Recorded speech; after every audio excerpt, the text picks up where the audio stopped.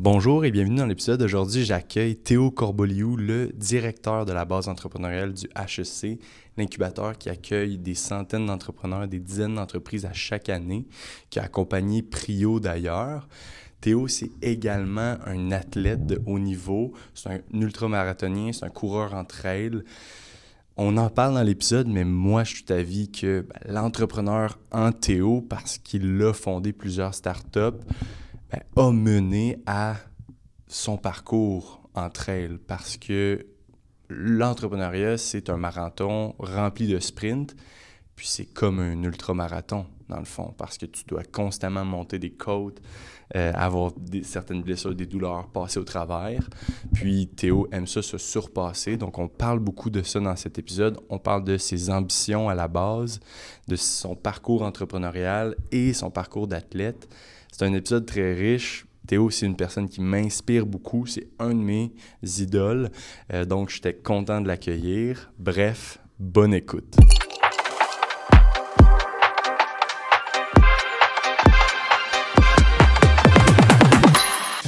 Merci Théo d'être là à la pause active. Je suis super choyé de t'avoir. Merci d'être là. Merci de l'invitation. Je suis bien content. La pause active, c'est vraiment cool. Ouais. Exact. Une pause active dans la journée. Ouais, la pause de nos vies actives. Mm-hmm. Puis un peu d'inciter les gens qui écoutent à prendre des pauses actives au travail, dans leur vie, bref. Si, pour les gens qui te connaissent pas, si t'avais à dire un peu, t'es qui, tu viens d'où, tu fais quoi? Grosse question. Je vais aller de façon concise, là, puis tu pourras me relancer si tu veux que j'explore plus un côté ou l'autre, mais je m'appelle Théo Corboliou, je commence ma trentaine et j'ai grandi en France, mon accent me trahit encore, en Bretagne, au bord de la mer. J'aime bien le dire toujours parce que c'est une partie de ma personnalité qui est encore forte. Là. Même si j'adore ma vie en ville, on va toucher à mon côté entrepreneur, passionné et qui travaille vraiment beaucoup. Mais j'aime aussi beaucoup passer du temps en nature puis marcher pieds nus dans le sable. C'est moins facile à Montréal, mais j'ai ce côté-là là, où j'allais faire du surf après l'école quand j'étais plus jeune. Puis c'est toujours très présent en moi, ce côté d'avoir besoin de passer du temps en nature, à bouger, là, sans forcément parler de faire du sport, mais juste être dehors. J'ai grandi comme ça, c'est important pour ma famille, puis c'est toujours quelque chose que j'ai en moi. Et puis l'autre côté en moi, c'est le côté un peu crinqué, entrepreneur, à vouloir travailler beaucoup, puis régler des problèmes complexes avec des gens, puis mettre des gens ensemble à régler des problèmes importants, ou aider d'autres à le faire. Je suis arrivé au Québec en 2013, je fête, mais je suis maintenant citoyen canadien. J'ai voté en fait pour la première fois au Canada Félicitations. ce week-end, j'ai été faire ça. Donc, je suis super content, super fier d'être québécois, canadien, puis français. Là, j'aime aussi beaucoup mes racines bretonnes. Et je suis arrivé à HEC Montréal. J'ai fait des études scientifiques en France, ce qu'on appelle un baccalauréat scientifique. J'ai fait de la classe préparatoire. Donc, c'est comme le chemin qui amène les études en français à faire des grandes écoles de commerce ou d'ingénieur. Puis finalement, avant de faire une école en France, je suis venu faire HEC à Montréal. Et pendant mes études que j'ai adoré à HEC, ça a été comme... j'avais pas de famille, pas d'amis au Québec quand je suis arrivé. Donc HEC, ça a vraiment été la famille, un petit peu, ça a été un petit peu ma maison quand je suis arrivé. Mon étoile du Nord, j'étais tout le temps entre le CEPSOM et HEC Montréal. J'habitais Édouard-Montpetit, là, je passais vraiment mon temps là. Je faisais beaucoup de badminton. J'ai fait le championnat de France de badminton 2 fois quand j'étais jeune, quand j'avais genre 15-16 ans. Donc je fais beaucoup de sport quand j'étais jeune. Arrivé ici, j'étais tout le temps CEPSOM, badminton, squash, tennis avec Guillaume, qui était mon cofondateur de ma première business. Donc 2013, je suis arrivé aux études, puis ça a été génial. Mon arrivée à HEC Montréal, j'ai adoré les gens que j'ai rencontrés, le mindset aussi de l'université ici. En France, le parcours que j'ai fait est extrêmement académique, rigoureux, avec des vieux monsieur aux cheveux blancs qui t'enseignent les mathématiques compliquées. Là. Puis arrivé ici, c'était complètement un autre vibe d'enseignement, genre des jeunes chargés de cours qui t'apprennent aussi les études de business, qui sont un petit peu plus des sciences sociales, des sciences molles un peu, mais que j'ai vraiment beaucoup aimé. Et aussi tout le temps que j'avais à l'extérieur de l'étude des études pour découvrir d'autres choses et en fait et aussi de découvrir un nouveau continent, de traverser l'Atlantique, de venir en Amérique du Nord. Ça a vraiment réveillé quelque chose. Puis j'ai été à la fin de ma première année faire 4 mois un voyage humanitaire au Pérou pendant 4 mois. Après ça, j'ai fait un échange à Singapour pour mon échange universitaire. Puis je suis revenu. Donc finalement, en mes 3 ans d'études, j'ai passé comme 1 an et demi au Québec. Et la dernière année, vraiment, ça a développé ma curiosité. J'avais envie de faire plein de choses. Puis j'avais du mal à choisir finalement une spécialité à l'université. Est-ce que je voulais faire de la finance, du marketing, la gestion des opérations, même les ressources humaines, ça m'intéressait beaucoup. Puis finalement, avec Guillaume, on s'est dit pourquoi on ne lance pas une business? Comme ça, au moins, on ferait tout en même temps. On n'a pas à prendre nos décisions, puis on va juste tout faire. Puis en même temps, on avait des bonnes notes à l'école, mais on ne se voyait pas non plus aller faire de la comptabilité ou travailler dans un cabinet de conseil à faire des heures de fou. Donc on s'est dit, on va lancer notre business. Et comme ça, on va pouvoir faire un peu ce qu'on veut. On va se créer le travail qu'on a envie de faire. Et c'est comme ça qu'on a créé Give a Seat en 2016, lors de notre dernière année 2015, fin 2015, début 2016. Et en fait, on a rapidement un peu fait le beau chemin des entrepreneurs qui se lancent. Là, on a rapidement validé. On n'avait pas de compétences techniques. On n'était pas capable de développer un produit. Donc, on a fait ça vraiment très, très basic au début. Là, Shopify, du no-code et tout ça. Donc, on était capable de générer des revenus rapidement. On a gagné des prix, des bourses. Donc, en fait, en finissant l'école, on avait des clients, on avait des bourses, on avait de l'argent dans le compte en banque et des clients qui payaient pour nos services. Là, je fais l'histoire courte. Là. Je pourrais faire une histoire plus dramatique que ça, mais ça donne un petit peu de contenu. Puis en fait, on a dirigé cette entreprise-là pendant 5 ans, où en fait, on vendait des billets d'événements. Donc, on a fait ça et on redonnait 80% des ventes à des organismes caritatifs. On récupérait les billets invendus. On a fait ça pendant 5 ans, puis ça a bien été. C'était une super belle aventure avec les hauts et bas. Là. Je fais une ligne droite comme si ça avait été linéaire, mais avec beaucoup de hauts et de bas jusqu'à la pandémie. On va en parler. Ouais. Puis, arrivé la pandémie, tous les événements sont annulés. Donc là, on rembourse tous nos clients. Ça a été quand même un coup dur, puis un questionnement de qu'est-ce qu'on a envie de faire en tant qu'entrepreneur. Puis en fait, on avait envie je pense qu'on avait envie d'explorer autre chose. On était quand même fatigué. Il y avait comme une fatigue entrepreneuriale d'être toujours à la... Tu sais, le fameux product market fit, de chercher exactement ce dont les clients ont besoin. Tu sais, t'es jamais en tout cas, moi, c'est un peu comme ça que je l'ai vécu. Là, même si on a validé plein de choses assez tôt, en fait, tu es toujours à la recherche de mieux. Tu peux toujours mieux faire. Oui. Et donc, avec la pandémie, ça a été un petit peu comme, je pense qu'on va prendre une petite pause. Donc là, on a commencé à faire... Guillaume a repris les études. J'ai fait de la consultation, moi, pendant quelques années. Je travaillais dans tous les incubateurs, accélérateurs à Montréal. J'ai lancé NextAI. Je travaillais pas au Santec, mais j'ai travaillé dans l'édifice là, avec Thales, je travaille avec L'Oréal en innovation ouverte, à la maison Notman. Je travaille chez Real Ventures, le fonds d'investissement pour le programme Founder Fuel. Donc là, j'ai fait un peu le tour de plein de trucs d'innovation. Puis je suis revenu au parcours Rémi Marcoux en 2021 avec Robert et Guillaume, en fait, où Guillaume travaillait là aussi, est arrivé pour entreprise. Donc moi, j'ai repris la coordination du parcours Rémi Marcoux. Et depuis 2023, avec Guillaume, on co-dirigeait le programme. Puis aujourd'hui, je suis directeur de la base entrepreneuriale à HEC Montréal. Puis si je couple, ça c'est un peu mon background académique professionnel, en accéléré. Puis là, si je couple avec un peu mon côté plus sportif, athlète, là, au moment de la pandémie, donc j'ai fait plein de sports différents quand j'étais jeune. Et au moment de la pandémie, en fait, avec ces grands moments de respiration qu'on a tous eu la chance de vivre, moi, je me suis mis à courir. Puis à tomber en amour avec les courses longue distance, très longue distance. Et donc, j'ai couru mon premier 80 km, donc un ultra trail de plus de... Ultra, tout ce qui est plus long que le marathon, à Charlevoix, l'Ultra Trail Arikana du Canada, avec du dénivelé dans les montagnes de Charlevoix. Puis après ça, en 2021, j'ai fait 150 km et 12 000 mètres de dénivelé positif avec l'échappée belle. C'est sur cette course-là que j'ai fait ma conférence TED. Puis, en fait, ça a été après ça, I never looked back. Là, je continue de courir environ 1h30, 2 heures par jour depuis 2021 environ. Et c'est vraiment quelque chose qui a un petit peu transformé ma personne, je pense, d'un côté très positif.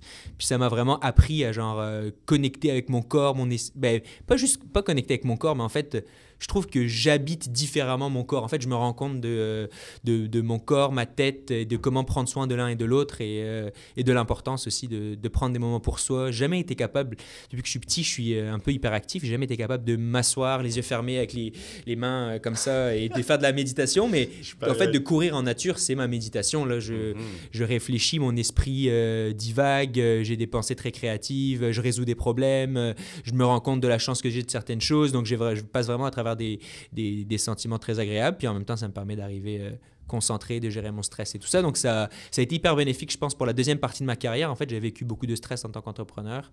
Ça a été très bénéfique, je pense, pour la deuxième partie de ma carrière, plus de professionnel, gestionnaire. Donc, je pense que je suis un meilleur humain depuis que depuis que j'ai trouvé cet équilibre-là et que j'arrive à me dépenser sainement. Donc, ce qui m'amène aujourd'hui, je cours avec Salomon depuis 2021. Donc, puis je cours quand même, je pousse quand même assez fort ce domaine de course à pied aussi. Là, j'ai fait beaucoup de courses au Québec, en international et tout ça. Je suis loin d'être dans les meilleurs au monde, mais je pense être un bon athlète quand même au Québec en course. Très, très fort. Wow, OK. Tellement beau parcours. Il y a beaucoup de choses dans lesquelles on va pouvoir creuser. Là. J'ai le goût de revenir au tout début. Je trouve ton parcours à tes débuts en Bretagne est vraiment intéressant. Puis tu as mentionné que tu as fait plusieurs sports. Tu n'as pas tout de suite sauté dans la course. Tu as fait du badminton, tu jouais en nature, tu avais l'aspect ludique dans tout ça. Est-ce que tu faisais de la compétition jeune ou tu faisais juste explorer le sport comme bon te semblait? Là? J'ai quand même fait de la compétition quand j'étais en fait, moi, dans ma famille, le running gag, c'est tout le monde est prof de sport. Okay. Tout le monde est prof de sport. Mon frère est prof de sport, mon père est prof de sport, ma tante est prof de sport. Vraiment, je sais pas pourquoi moi je suis pas prof de sport. Ouais, je suis un peu l'exclu. Mes parents ils pensent que je suis prof, là, ils comprennent pas vraiment ce que je fais exactement, ils pensent que je suis prof. Donc finalement, je suis pas tombé si loin, même si. T'es mon prof, ouais. Je sais pas, mais ouais. Donc en fait, j'ai grandi en faisant du sport, quoi. Tous les étés, on partait 2 mois dans les Alpes, on faisait de la randonnée, de l'escalade, du canyoning. Vu que tout le monde est prof, mes parents avaient 2 mois de vacances tous les étés. Donc là, on partait de la Bretagne, on allait jusque dans les Alpes en voiture. Puis là, on faisait 2 mois de camping, de plein air, on était dehors. Donc j'ai vraiment grandi en faisant... Même si je ne voyais pas ça comme... Pour moi, c'était normal, c'est pas vraiment du sport tant que ça. Mais après ça, donc j'ai commencé à faire... Je faisais de la gymnastique quand j'étais petit. C'était le premier sport que j'ai fait pendant 5 ans. Après ça, j'ai fait du badminton. Mon père était prof de badminton. Sa spécialité, c'est le badminton. Donc, j'ai fait du badminton pendant longtemps. J'ai fait du handball. En France, c'est populaire. C'est un petit ballon. C'est quoi, puis en fait, c'est 2 sports que j'ai fait de façon assez compétitive. Mais je pense que mon côté très compétitif, en fait, est arrivé plus tard, là, quand à partir de 2021, pendant la pandémie, j'ai commencé à faire plus de courses et de vélo et que j'ai commencé à me rendre compte que j'avais des bons résultats. Là, je suis devenu un petit peu en mode jusqu'où je peux aller? C'est quoi ma limite finalement de performance? Mais quand j'étais jeune, c'était vraiment le plaisir d'être avec les amis, avec les copains, partir la fin de semaine, faire les matchs partout dans le Tour de la Bretagne et tout ça. Donc, j'ai toujours été compétitif, mais j'ai pas cherché vraiment la performance. Puis mes parents ont été ont posé un cadre très bienveillant là. Je faisais du sport pour moi, pour mon plaisir, puis ils me poussaient pas du tout à la performance. Je me souviens, mes parents ils venaient jamais voir mes matchs. Ils venaient jamais voir un match. Puis moi, quand j'étais jeune, ça crée un peu une frustration parce que tous les parents étaient là, mais mes parents n'étaient pas là, moi. Puis mon père, un jour, je lui ai demandé, il n'y a pas si longtemps, il m'a fait je voulais pas que tu fasses du sport pour moi et pour que je te regarde et que je t'applaudisse et que je sois fier de toi. Je voulais que tu fasses du sport parce que tu aimes ça. Wow. Puis, et puis aujourd'hui, je le remarque, en fait, je pense que ça a développé une partie de moi qui fait du sport qui, si j'aime pas ça, j'en fais pas. Il y a personne qui... Je le fais pas pour les regards des autres, je le fais vraiment parce que ça me plaît, moi. Donc, il y a ce cadre-là de genre, j'ai toujours été compétitif, mais je l'ai fait pour les bonnes raisons. Je pense pour une motivation intrinsèque de me dépasser. Puis après ça, avec les études, j'ai étudié quand même intense en France. Là, j'ai comme un peu perdu la rigueur que j'avais avec les 2 sports que j'ai pratiqués pendant comme 5-6 ans. J'ai commencé à faire des arts martiaux, à faire plein de sports un peu différents. Je fais du jiu-jitsu, de la MMA. J'ai fait beaucoup de squash, de tennis en arrivant à Montréal. Puis au Québec, ça a été un peu tough de trouver mon sport parce que les Québécois, mes amis à HEC, ils faisaient du gym. Ils allaient au gym. Puis pour moi, le gym, c'est pas un sport. Donc le gym, c'est plate. Il n'y a rien de ludique. Là. Tu pousses des trucs qui sont lourds. Puis je veux dire, ça venait vraiment pas me chercher. Donc là, je me suis j'ai fait comme plein de choses. Puis j'ai un peu découvert comme ça la course, puis j'ai fait des Spartan Race assez rapidement. Puis donc là, de marcher finalement longtemps en nature, je me suis dit, c'est ça que je fais depuis que je suis petit. Puis j'ai commencé à performer, puis à découvrir l'Ultra Trail, puis assez rapidement prendre ce côté-là. Puis là, pour le coup, j'ai développé... En fait, vu que j'ai été dans les bons au Québec assez rapidement, je me suis dit, peut-être qu'il y a quelque chose à faire. Donc là, j'ai comme poussé un petit peu plus. J'adore. Mais pour vrai... on salue tes parents parce que sans eux, tu aurais peut-être abandonné le sport. Ce qu'on a su dans la littérature scientifique, c'est qu'il ne faut pas se spécialiser ou s'orienter à un sport avant 14 ans. Toi, tu as fait un peu de tout. Oui, tu étais compétitif, c'était un peu en toi, mais tu n'étais pas compétitif dans un seul sport. Puis je pense que c'est pour ça que tu performes autant aujourd'hui, c'est que tu le fais pour les bonnes raisons. Puis c'est un peu le modèle qu'on essaie d'instaurer au Québec. On s'inspire beaucoup de la Norvège, tout ça. Puis t'es l'exemple parfait. Tu es un athlète de haut niveau, puis tu t'es pas spécialisé trop tôt. Là. Non, j'aurais aimé faire plus de ski de fond. En Norvège, ils font beaucoup de ski. Il y avait un bon document dans la presse, là, sur beaucoup d'articles qui étaient écrits sur les méthodes sportives en Norvège, je pense. Je suis d'accord avec toi. Là. Je suis très reconnaissant de ça. Puis juste un peu plus de ski de fond, ça aurait été le fun pour une VO2 max là, de chèvre, puis être capable de courir très vite dans les montagnes. C'est le meilleur sport sans impact, puis pour pousser ton VO2. Ouais, puis t'as quand même Excuse-moi.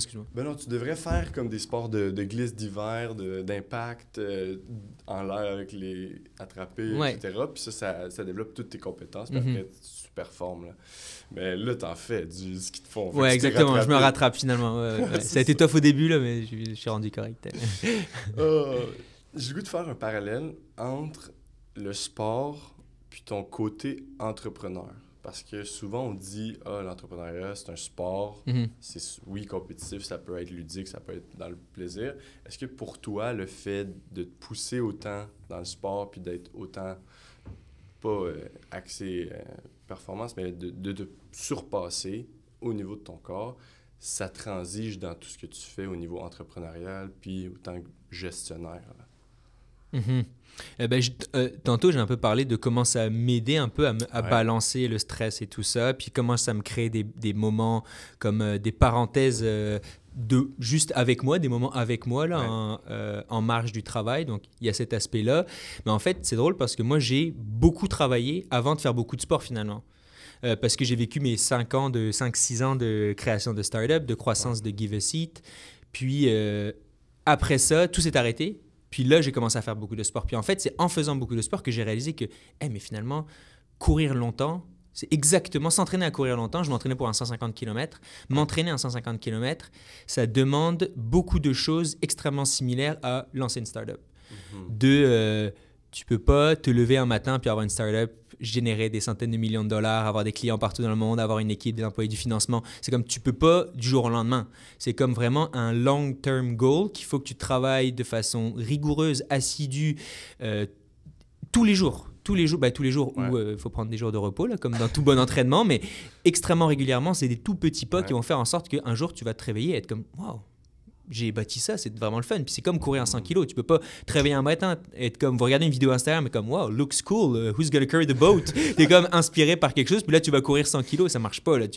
Après 20-30 kilos, suivant ton état de forme, tes jambes vont se désagréger. Puis c'est pareil, c'est comme un chemin. Il faut tous les matins être convaincu que tu vas courir, puis où t'envoies tes courriels, ou peu importe le parallèle qu'on veut prendre, mais c'est des petits efforts du quotidien qui vont faire en sorte que 5, 6, 7 ans plus tard, tu vas pouvoir accomplir de grandes choses, mais c'est des petits efforts du quotidien. Ça, c'est comme le principal parallèle.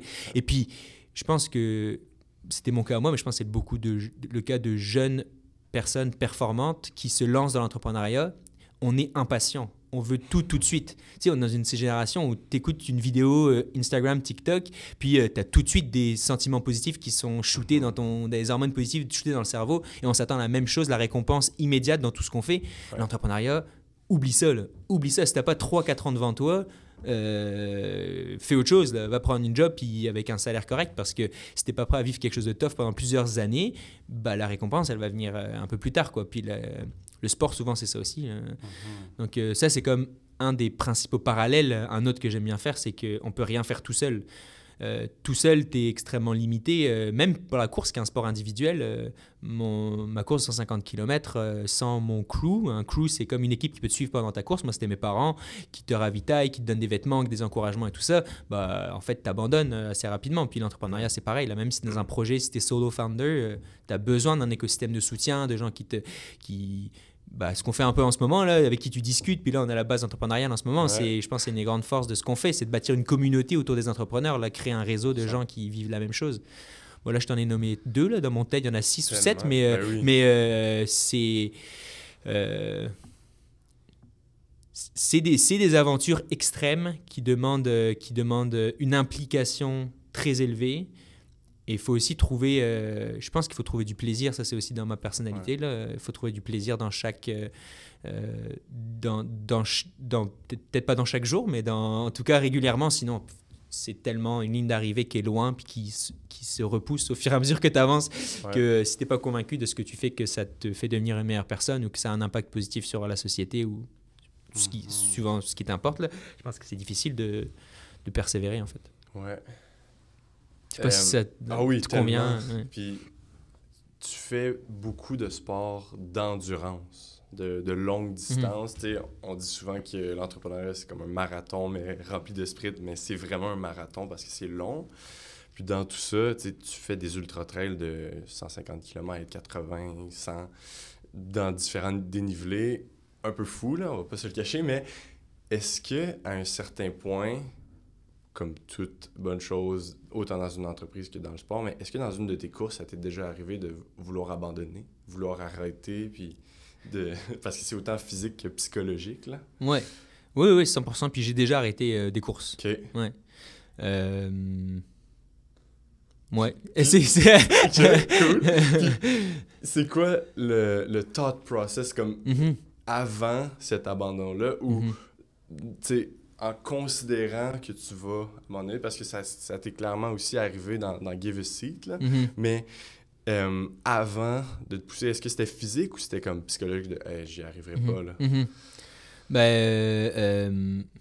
En fait, je vais essayer de répondre pour les deux. Là. Pour les courses, à un moment donné, au début, je me disais, l'objectif, c'est de finir une course. Quand je me lançais sur mes premiers 80, 100, 150 km, c'était comme, si j'arrivais à la ligne d'arrivée, là, ça va être exceptionnel. Là. En fait, me dépasser était égal à franchir la ligne d'arrivée. Puis une fois que je l'avais fait une fois, deux fois, trois fois, quatre fois, puis que je commençais à me rendre compte que mais je peux non seulement passer à une arrivée, mais je peux aussi avoir des bons résultats, je peux aussi performer.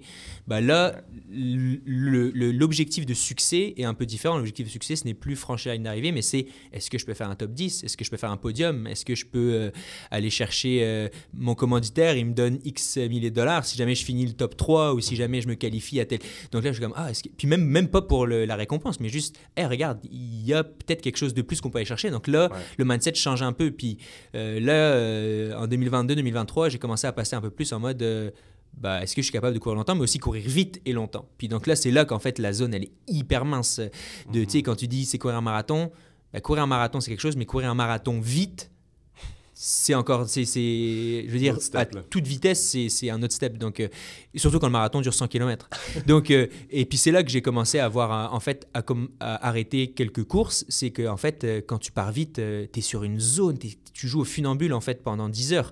Et si tu vas un tout petit peu trop vite, si tu oublies de manger ou si tu n'arrives pas à manger, ou si c'est extrêmement difficile, il y a beaucoup de paramètres qui rendent une course, c'est pas un processus... tu pourrais faire 2 fois exactement la même chose, il y a une fois ça se passe bien, puis l'autre fois ça se passe pas bien. Donc c'est un complexe, il y a beaucoup de variables, c'est une équation, il y a beaucoup de variables, que tu contrôles pas tout, s'il fait un peu plus chaud et tout ça, donc il y a des fois où je me suis rendu compte que ça marchait pas quoi. Puis quand tu cours 40 km vite et que tu exploses, tu reviens pas là. Tu reviens pas. Donc là, la décision, c'est est-ce que je marche 60 km dans les bois, dans la nuit, et que j'ai froid et que je suis mouillé et tout ça, ou est-ce que regarde, de toute façon, mon objectif, c'était de courir en tant de temps, ou regarde, l'objectif n'est pas atteint. Est-ce qu'on se préserve, puis on se repose, on se donne la chance de mieux se reposer, de moins s'abîmer et de revenir plus fort à une prochaine course. Donc ça, c'est le choix que j'ai fait quelques fois dans certaines courses. Pour l'entrepreneuriat, c'est je veux dire, on pourrait faire le même parallèle des startups où le but, c'est d'avoir une vélocité très, très élevée, puis d'aller très vite en même temps que de voir long terme. J'ai l'impression que, en fait... moi, ma conclusion de ça, c'est puis nous, un peu le mindset à la base, c'est d'essayer de voir comment est-ce que je me bâtis en même temps un lifestyle, oui, une entreprise ambitieuse avec des retombées et un impact économique, social qui peut être énorme, mais en même temps que je suis en train d'avoir un rythme qui est soutenable. Tu sais? Et on parle d'avoir un impact durable sur l'économie du Québec et du Canada avec des entreprises qu'on accompagne. Je pense que moi, ma vision d'athlète aujourd'hui, c'est, regarde, je continue de beaucoup courir, puis de faire des intensités, là, mais est-ce que le rythme que je m'impose est soutenable sur le long terme, puis... Tellement. Puis je pense que ça t'a permis sûrement de prévenir énormément de blessures quand tu réalignes tes objectifs puis tu dis « Hey, là, c'était la performance, je l'ai pas. Moi, je veux courir pendant longtemps. » Clairement, tu t'es prévenu puis tu es encore capable de faire d'autres courses parce que tu as décidé d'arrêter au bon moment. Là. Ouais, c'est ça. Puis en fait, moi, ce qui m'aide à prendre une décision, c'est de me fixer des objectifs de succès. Ça veut dire quoi le succès en ce moment? Est-ce que c'est de, tu vois, de finir la course? Est-ce que c'est de faire un top 10? Est-ce que c'est de... Et puis en fonction de ça, c'est plus facile de prendre une décision. Ouais. Parce que c'est comme si, regarde, ouais, ça, si l'objectif c'est de finir la course, bah, tu vois, j'étais en Californie l'année dernière, j'ai couru une course de 100 km, puis à The Canyons, et j'étais beaucoup entraîné, puis je me suis dit, let's go. Mon objectif c'était 10 x 10 égale 100, je vais courir 10 km/h pendant 10 heures, puis ça va faire 100 km.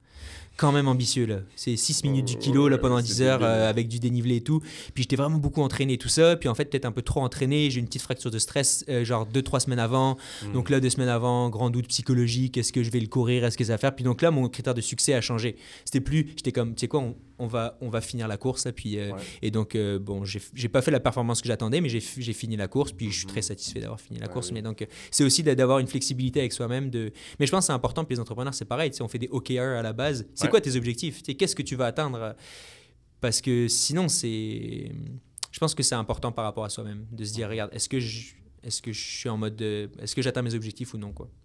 Oui, puis la santé, c'est cyclique, comme tu l'as dit. Il y a plein de facteurs que, oui, on peut influencer puis qu'on peut vraiment prendre en charge, mais il y en a plein qu'on peut pas forcément contrôler. Donc, de prendre tout ça en tête puis en décision, c'est quand même primordial. Là. Je t'avais croisé après ta course du canyon, puis tu n'étais pas complètement anéanti. Non. Oui, ça t'avait affecté, mais tu parlais déjà d'autres courses. Là, fait que c'est quand même bon aussi. Tu n'avais pas dû me croiser tout de suite après. Tout de suite après, j'étais ravagé quand même. Ouais, ça avait été tough. Ouais. Non, ben c'est sûr, je t'ai croisé au Québec. Ouais. Puis, justement, tu sais, dans ce parcours-là, on se pousse pour faire des ultra-distances. Des fois, on arrête, des fois, on contrôle pas. Des fois, il y a des choses qui changent. À chaque fois, j'ai assisté là, à ton cours de validation avec Give a Seat, celui que tu donnais aussi avec Guillaume, où vous montrez à quel point vous avez justement fait toutes les bonnes étapes pour valider, pousser rapidement, puis vous avez construit une entreprise qui était viable. Puis là, ensuite, justement, est venue la pandémie, puis vous avez eu plein de conflits, si on veut, qui ne se contrôlent pas, encore une fois, comme la température. Est-ce que pour toi, justement, c'était une sorte de « on se retire au bon moment » ou tu aurais voulu pousser la machine peut-être plus loin? C'est une grosse question. Ouais, puis tu sais, c'est aussi, je veux dire, je pense que cette question-là, je vais répondre aujourd'hui, parce qu'aujourd'hui, je suis super content de là où je suis, de mon travail. J'aime beaucoup ce que je fais, je suis très chanceux. C'est ça, je me considère chanceux d'avoir la vie que j'ai, donc c'est à refaire, je suis à l'aise avec la décision qu'on a prise et tout ça.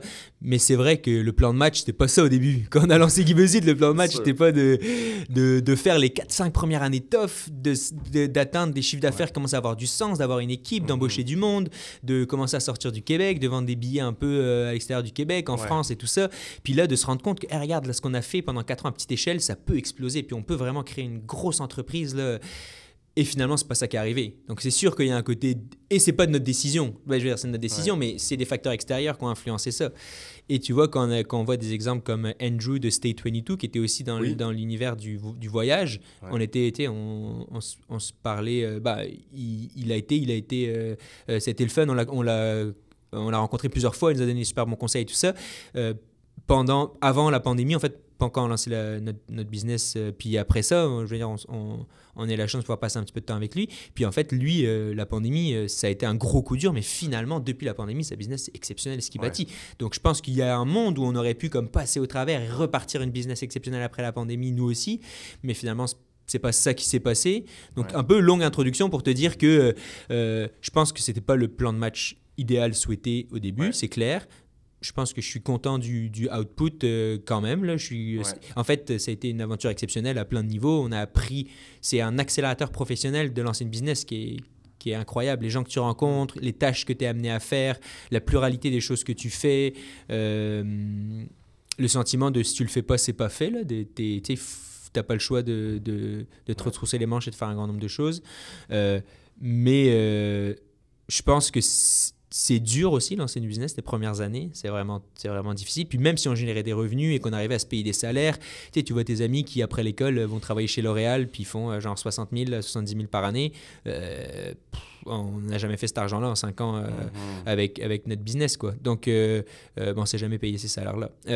Donc, tu sais, à un moment donné, c'est un petit peu le coup d'opportunité aussi. Tu te dis, mais il me semble que sur le marché, on a des profils qui pourraient apporter beaucoup de valeur. Puis, ce qu'on fait, oui, on crée de la valeur, mais finalement, pour nous, on n'en récupère pas beaucoup.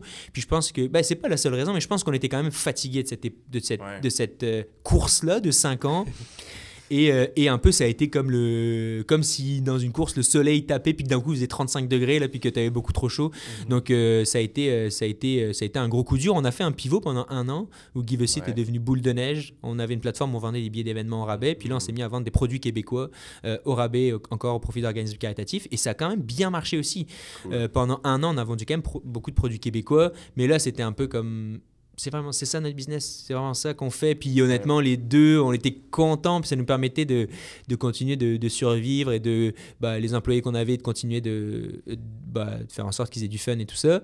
Mais c'était pas la business qu'on voulait bâtir, là. D'un coup, nous, Give a Seat, c'était une business où partout dans le monde, tu pouvais acheter des billets d'événements au rabais pour des organismes caritatifs locaux. Puis là, Boule de Neige, ça devenait comme complètement un autre spectre. Donc, je pense que c'est un petit peu, encore une fois, le critère de succès. C'est quoi le succès? Puis là, on voulait pas revivre ces années-là difficiles avec une business qui avait changé un petit peu de scope. Donc, on s'est dit, tu sais quoi, on va arrêter l'activité commerciale de cette entreprise-là, puis on va essayer de faire autre chose. Puis en fait, ça s'est fait en dégradé, là. Petit à petit, on a pris des heures de consultation. Guillaume a repris les études. Moi, j'ai commencé à travailler dans des business. Puis en fait, on s'est rendu compte qu'on avait beaucoup de plaisir à faire d'autres choses. Et le plaisir, ça a toujours été une dimension importante pour nous. Puis on s'est dit, je pense que c'est le moment de... Puis en fait, on s'est toujours dit, je pense que ça nous a aidé, on s'est toujours dit, tu sais quoi, on ne ferme pas l'entreprise, mais on met juste tous en pause. Si jamais un jour on veut repartir, on verra, tu sais, au début. Et finalement, on n'a jamais vraiment repris. Mais je trouve que ça prend beaucoup de force, puis aussi beaucoup d'introspection, de revoir un peu est-ce que tu es sur ton X, puis là, quand vous avez vu que faire aider d'autres entrepreneurs, faire la consultation, ça vous amenait plus proche de votre X. Moi, je trouve que ça prend beaucoup de force, puis d'humilité de faire ce grand saut-là, autant que lancer l'entreprise. Vraiment cool. Puis maintenant, justement, tu l'as dit là, avec un grand sourire aussi, que maintenant, t'as retourné à la base en 2021. Maintenant, t'as co-dirigé avec Guillaume. Maintenant, t'es le directeur de la base entrepreneuriale. Cette transition-là, justement, d'entrepreneur à gestionnaire, comment tu l'as vécu? Est-ce que des fois, ça te donne le goût de dire « non, tu conseilles un entrepreneur, puis tu as le goût de sauter au tableau blanc, puis de sauter dans la business, puis de dire hey, je pourrais la flipper en deux, puis l'amener à d'autres niveaux. » Comment tu as géré cette transition-là à gestionnaire? Honnêtement, je pense que j'aime beaucoup, beaucoup mon travail. Je trouve que j'ai une chance. C'est comme, effectivement, oui, je pense que je suis toujours entrepreneur. Mon travail, c'est, je vais pouvoir y revenir un petit peu, mais ce côté de vivre, en fait, chaque année, là, en 2025, on accompagne 150 entrepreneurs, 75 entreprises. Donc, c'est pas vrai que je lance 75 entreprises, mais j'ai accès à un 6 mois de vie de 75 entreprises par année. Exceptionnel. Puis moi, en fait, en même temps qu'on lançait Give a Seat et qu'on validait, qu'on développait nos compétences d'entrepreneur, mais en fait, qu'on était meilleur à développer Give a Seat, on est aussi devenu meilleur à lancer une business, en fait. Et à comprendre c'est quoi ce processus complexe de lancement, de création d'entreprise, de croissance d'entreprise. Et donc ça, en fait, ce processus-là que j'ai vécu une fois de façon extrêmement intense, en fait 2 fois parce qu'on a relancé un SaaS technologique là, en 2019 là, qui fonctionne encore puis qui fonctionne bien. Puis en fait, de revivre ce processus-là, en fait, ça fait en sorte que je deviens à chaque fois meilleur dans ce processus-là qui est extrêmement compliqué. Et c'est quelque chose qui me passionne puis que j'aime beaucoup voir et comprendre comment certains entrepreneurs avec certains traits de personnalité dans certaines industries arrivent à un peu hacker le processus ou aller plus vite ou à valider rapidement ou avoir... en fait, c'est quelque chose qui, à chaque année, me passionne beaucoup. Donc, j'adore ce siège-là, d'être un peu front row pour vivre le démarrage, la croissance de projets d'entreprise avec des entrepreneurs qui sont extrêmement ambitieux, talentueux. Je pense qu'à HEC Montréal, on a de la chance d'avoir accès à un bassin d'entrepreneurs qui est très riche et inspirant. Puis à côté de ça, c'est vrai que c'est une partie de mon travail. C'est vrai que dans les faits, je suis de moins en moins dans des bureaux, comme tu dis, avec des entrepreneurs à les accompagner. Ouais. Mais c'est toujours la mission, puis c'est toujours ce qui transpire à la base. Là. Ouais. Puis j'ai une équipe qui est vraiment exceptionnelle, là, qui est formidable. Puis je pense que c'est un des grands points aussi qui me rend enthousiaste par rapport à mon travail. Là. C'est vraiment bien. Puis il y a quand même un côté très entrepreneurial. Depuis 2022, d'abord avec Guillaume, puis maintenant avec l'équipe, on lance plein de nouvelles initiatives. Puis on est toujours en mode hey, comment on peut créer les meilleurs programmes pour mieux accompagner les entrepreneurs à créer de la valeur. Est-ce qu'il faut créer des nouveaux programmes? Est-ce qu'il faut mettre en place des nouvelles tracks dans nos programmes? On a lancé l'offre santé bien-être il y a 2 ans où les entrepreneurs ont accès au CEPSOM avec des coachs d'entraînement privé. On s'est rendu compte que, un peu basé sur notre conversation, là, que des entrepreneurs qui sont actifs sont de meilleurs entrepreneurs. En fait, c'est une question qu'on se pose. Est-ce qu'on peut faire un parallèle à ça? Donc, on le teste. Et puis, donc, on amène plein d'améliorations tout le temps dans nos programmes. On crée de nouveaux programmes. On cherche des nouvelles sources de financement. Donc, je suis pas CEO de la base parce que c'est pas ma business, là, mais c'est un poste qui est très, très entrepreneurial. Donc, ça me plaît beaucoup. Donc, je me considère quand même entrepreneur. Puis, je travaille avec Robert Dutton, qui est un peu comme directeur du CA, mais très, très impliqué. Là. Donc, c'est... Je sais pas si ça répond à la question. Donc, et puis, effectivement, le rôle de gestionnaire, mais un entrepreneur doit aussi être gestionnaire. À partir du moment où tu as une équipe, tu dois être gestionnaire. Donc, c'est un petit peu comme ça que je le vis. Puis, on a une culture très entrepreneuriale à la base quand même. Ouais, c'est rarement qu'entrepreneur ou gestionnaire. C'est un peu des deux. Là. Puis, justement, je pense que ça aide que tu sois entrepreneur, un très bon entrepreneur. Puis là, moi, je vois, j'ai fait les parcours 2 fois. Je vois que justement avoir des entrepreneurs qui mènent l'incubateur, ben, ça le fait évoluer puis ça le fait grandir. Justement, c'est quoi ta vision? Puis justement, est-ce que tu te vois évoluer en tant qu'entrepreneur au sein de la base et de faire grandir ça comme si c'était... Tu as dit que tu n'étais pas CEO, mais comme si tu étais PDG de l'entreprise qui est l'incubateur, qui a un impact sur plein d'entreprises. Est-ce que tu as le goût de faire grandir ça? C'est quoi ta vision? Ah ouais, honnêtement, il y a un potentiel exceptionnel de choses qu'on peut faire qui ne sont pas encore faites. Donc ça, c'est quelque chose qui me motive énormément. Parce qu'il y a un côté cyclique quand même. Finalement, à chaque année, on pourrait dire qu'on fait la même chose. Un peu, on accompagne de janvier à juin. En juin, il y a un démodé. On part en vacances 1 mois. Après ça, on revient. On fait une amélioration des programmes. On fait la sélection des entrepreneurs. En décembre, on annonce les cohortes et on reprend en janvier. Finalement, c'est ça. Depuis 4 ans, ma vie, c'est à peu près ça. Mais à chaque année, c'est différent. On lance des nouveaux projets. Puis... Robert, en fait, quand il nous a recrutés, puis quand on a commencé à un peu, je ne sais pas trop comment dire, mais faire une base 2.0 là, à partir de 2022, Robert nous a dit, bon les gars, comment on bâtit les meilleurs programmes d'accompagnement au monde? Puis là, on s'est assis, on a écrit les trucs sur le tableau, puis à chaque année, on fait cet exercice-là, on fait une planification stratégique, on a un plan 3 ans qu'on met à jour sur c'est quoi notre plan de l'année, et chaque année, en fait, je trouve que mon enthousiasme continue d'être hyper élevé. Il y a plein de choses qu'on peut faire en fait pour bâtir des programmes, des meilleurs programmes, pour mieux aider les entrepreneurs, pour donner accès aux entrepreneurs à plus de choses. Donc c'est quelque chose Là, je réponds de façon très générale parce que si je vais dans le détail, il y a plein de petites choses précises qu'on pourrait faire pour créer des meilleures choses, mais il y a encore plein de choses qu'on ne fait pas que j'aimerais beaucoup faire à la base.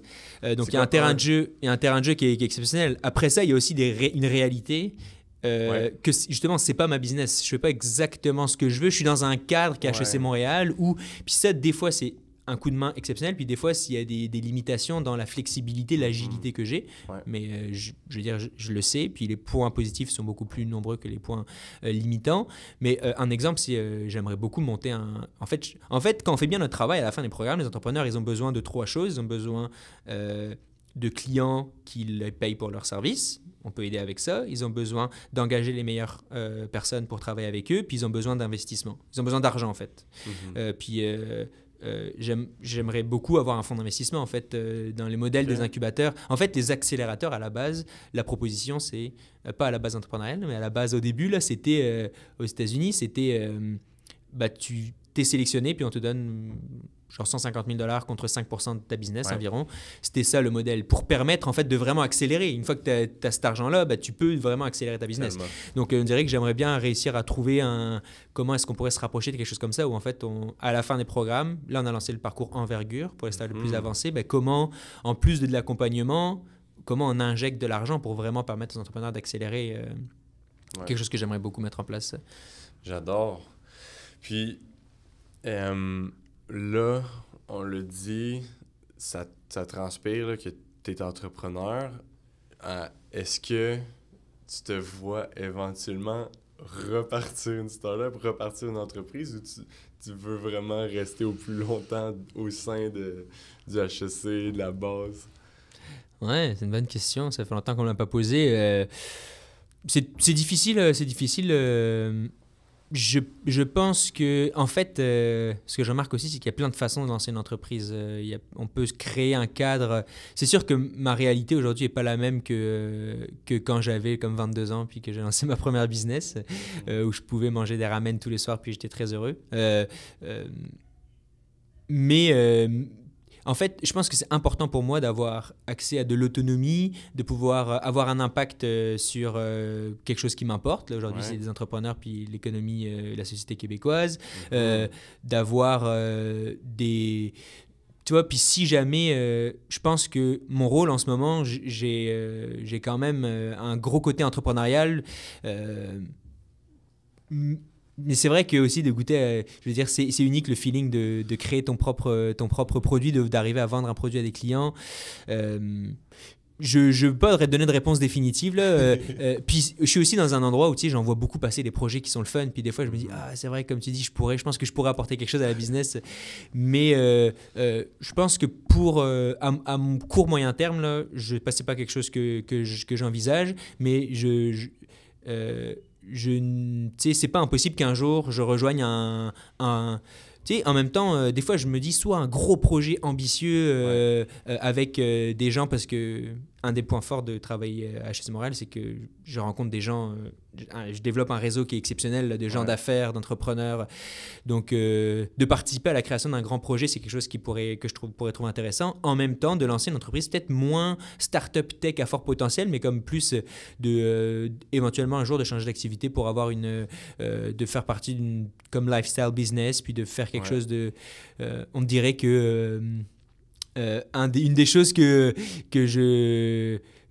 un des futurs possibles, là, pour revenir un peu à ce que je disais au début de comment j'ai grandi en Bretagne de façon très simple au bord de la mer, c'est comme d'aller dans les Laurentides, ouvrir une boulangerie, genre, puis avoir une business genre complètement différente, là. Pas d'AI, pas d'algorithmes compliqués, là, juste de la farine et du pain, puis des clients satisfaits. Là. C'est aussi un futur que je trouve cool, là, mais who knows. Moi, je pense que tu serais excellent. Merci, tu sais, des rides de bike, du café, puis du pain, là, des pains au chocolat. Petit café, muselette, baguette, Mais le futur est ouvert, puis c'est ça qui est beau, là, c'est ça qui est cool. Mais j'aime beaucoup ce que je fais en ce moment. Puis, ça paraît, ça transpire. Si, en mot de la fin, parce que t'as un horaire, t'es chargé, si t'avais... le segment s'appelle Pépites d'or. Donc, si t'avais... Puis là, t'en donnes des tonnes, des pépites d'or à plein d'entrepreneurs à chaque jour. Là. Si t'avais un conseil aux gens qui hésitent, aux gens qui ont lancé une entreprise, hésite à se lancer dans le sport. Si tu avais un conseil en or, ce serait quoi? On dirait que là, au début, j'étais très business, puis là, tu as dit qu'il voulait se lancer dans le sport, là, que tu as comme brouillé un peu les pistes. Oui. Mais en fait, quand j'ai commencé à faire de la course, je pensais jamais être capable de courir 100 km. Puis ce feeling-là, de passer à la ligne d'arrivée, d'être comme genre, my God, genre...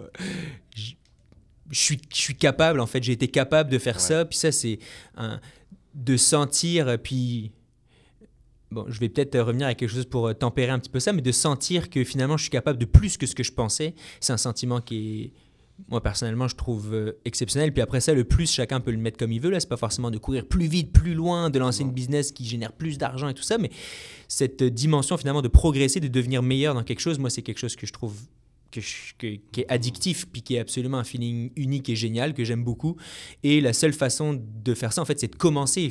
Et souvent, on a peur de commencer, d'être nul dans quelque chose. Quand j'ai commencé à courir, là, c'était terrible. Terrible. Ouais. Je jouais tout le temps au badminton, là, je courais jamais de façon continue pendant longtemps. Il faut accepter d'être nul dans quelque chose, puis éventuellement, une phrase que j'aime beaucoup, c'est, j'essaie de le dire, en français, c'est moins bon, là, « We are what we repeatedly do ». On est ce qu'on fait à répétition. Ouais. Donc, en fait, de se mettre en place, de faire souvent les choses qu'on veut devenir bon, en fait, ça fait en sorte que petit à petit, on va devenir bon. Puis c'est l'inverse pour l'autre chose. Si on passe son temps à scroller notre téléphone, on va devenir un produit de ce qu'on voit et on va développer des maladies de cou et de doigts. Là, Donc, finalement, en fait, ce serait de commencer à faire quelque chose qui nous intéresse, puis de l'explorer avec humilité, de s'entourer. Moi, je pense que les incubateurs, si quelqu'un qui veut se lancer en business, là, même moi, si demain je me relançais en entreprise, avec le background de déjà l'avoir fait 2 fois, lancer une entreprise, d'avoir travaillé dans un incubateur pendant longtemps, je referais un incubateur juste pour la communauté, juste pour...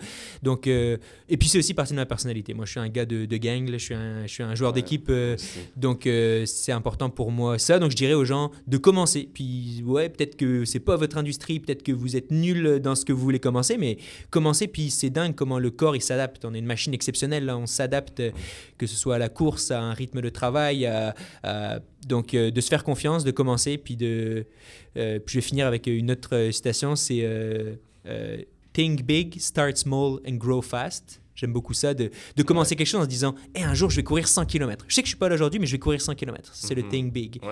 Start small, c'est OK, mais si je veux courir 100 km, je cours. Tu sais quoi, je vais commencer 1 km par jour, là, 7 km par semaine, puis après ça, grow fast. Si je cours 7 km par semaine à l'infini, toutes les semaines, il faut que j'augmente un peu pour me rendre à 100 kg. Là. Donc, de se faire un plan pour augmenter rapidement. Puis l'entrepreneuriat, c'est pareil. Je vais créer une grosse business.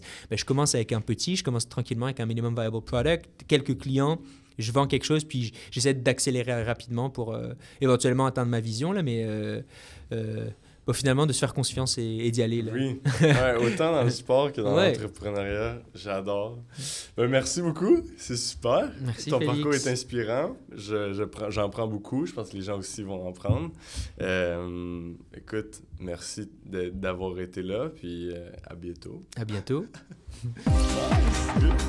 On a beaucoup parlé. Non, c'est correct. Ok, ça a écrit.